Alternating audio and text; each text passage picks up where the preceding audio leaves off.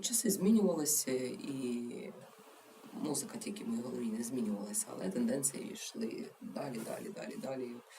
Свого часу потрапила на фабрику зірок, але пригадую той випадок, коли я повинна була виступати з хором. Я сказала, що єдине, що я бажаю, в мене є мрія заспівати пісню, яку я хочу. І саме тоді я заспівала пісню Віктора Цоя «Група Крові». От так, але все ж таки вони обрали інший образ мені, як ви пригадуєте. І з ним мені було вкрай складно товаришувати. Мені хочеться співати душею, а не грати на сцені. І тому саме в 15-му році я прийняла для себе ось таку свідомо, що я хочу співати те, що я хочу співати. І музику, і тексти, і головне про що співати, як співати. І наразі мені дуже комфортно саме зараз, і я відчуваю себе дійсно щасливою людиною і, перш за все, музикантом. А я в одному з інтерв'ю читала, що ваше найнеулюбленіше питання від журналістів – це про Євробачення і про пісню «Маму», і про цей той скандал, який був. Я не буду про це питати. Я хочу просто спитати про Євробачення. Ви б хотіли виступити від України? Знаєте, ще раз? 3 рази в мене це не виходило. Перший раз мене дискваліфікували, другий раз я знаю чому, третій раз ще більш знаю чому. Тому, напевно, 3 рази вже досить. Ну, тобто, просто це не той майданчик, так? Де? Ні, в мене завжди ж було бажання поїхати саме від України. І саме перший мій виступ був саме в Україні. Я пішла від України. Але мене дискваліфікували, і дуже несправедливо це було, і я не знаю, чому це все було. Але це таке дитяче бажання, воно залишилось. І далі. Але Бог любить трійцю. Якщо в мене 3 рази не вийшло, це не моє. Ви повністю відмовились від всіх концертів та концертної діяльності в Росії. Так. От розкажіть так дуже, знаєте, дуже щиро, що це означає для співака відмовитись і в фінансовому плані, і від нагород російських, що найголовніше, і від нагород, і від будь-якої концертної діяльності. В фінансовому плані, в плані популярності, в плані, я не знаю, там, корпоративів, концертів тощо. От майданчик цей, коли ти від нього відмовляєшся, це що для тебе? І що для тебе, коли ти підтримуєш ось так, як ви підтримуєте дуже Україну зараз? Навіть якщо я залишуся сама, навіть якщо всі змінять свою думку, то так тримати прапор України не буде. Тому що не все в цьому світі продається і купується. Для мене, як для людини, для мене ніколи не були гроші на першому місці. От не були, я не знаю чому. Я не дозволяю собі, в принципі, щоб якась такий мікроб зіркової хвороби закрався у мій мозок, щоб мене понесло туди тартарари. Ти ніколи не можеш зрозуміти, коли настане той кінець. Ти ніколи не знаєш, що з тобою буде через 2 роки. Але ти 100% знаєш, треба гідно прожити своє життя.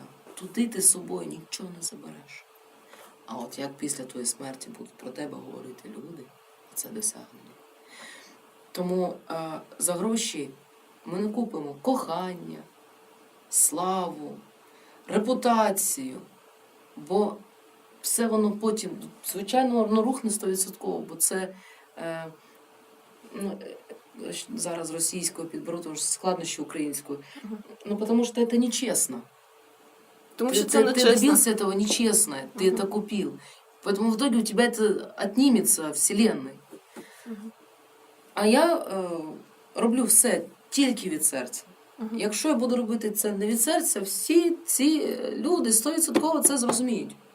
Відмовитися, від чого я відмовляюся? Російські нагороди, добре, вони були, вони є, нема. Концерти, корпорати є, нема. Але тепер дивіться, ставимо сюди, на важелі, і сюди.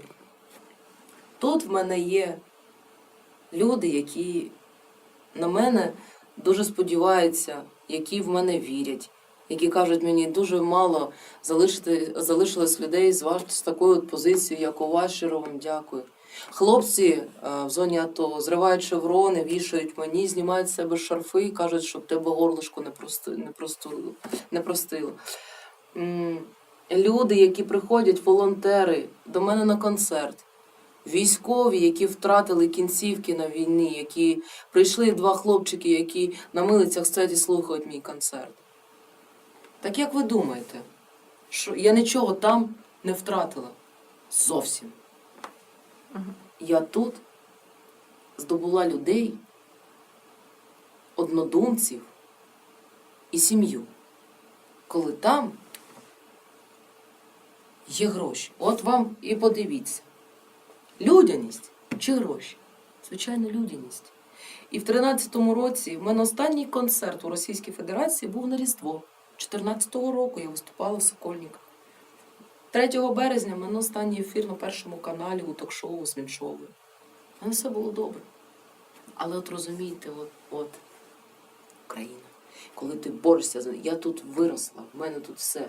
І де б я не була, я кажу, я завжди буду чужою. І коли є можливість зробити все для того, щоб жити краще, то ніякі гроші на першому місці стояти не будуть. Я познайомилась з вами. Я бачу ваші очі, як ви переживаєте, як ви хочете додому. Це можна зрадити? Ні.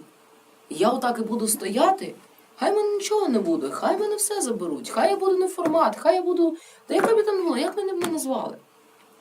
Але я... Хай в мене є дах над головою, і в мене є діти, в мене є друзі. І мені головне, щоб мої дітки зростали, а на хліб завжди буде. А це є головне. Ну, насправді ми будемо завершувати вже наш ефір. І останнє питання, яке я ставлю всім гостям цієї студії, які б сюди не приходили, нас слухають і чують в Криму, на щастя, або будуть слухати цей ефір 100% на нашому сайті Мейдан ФМ. Що ви можете сказати цим людям? Ну що, дорогі мої друзі, я розумію, як вам дуже там складно. Я розумію, що у житті повторюється ця історія. Я розумію, як вам складно. Але повірте, є ті люди, які в вас вірять. Я знаю, що у вас небагато, але ви будете стояти до кінця. У вас дуже велика підтримка. Це ми. І знаєте, що є я. Я дуже за вас переживаю, дуже... Я не знаю, як це от там жити, і коли навіть і поїхати нікуди. І коли ти розумієш, що тебе ніхто там не розуміє. Але боріться, поборете. Хай Бог вам допомагає. Ми з вами. Слава Україні! Крим наш, і ми його повернемо. Крим – це Україна. Анастасія Приходько, заслужена артистка України та співачка, була сьогодні зі мною в студії. А це була програма «Наші люди». Я її ведуча Олександра Сурган. Дякую, що були з нами. Слухайте нас. 98 101 та 4 FM. Все.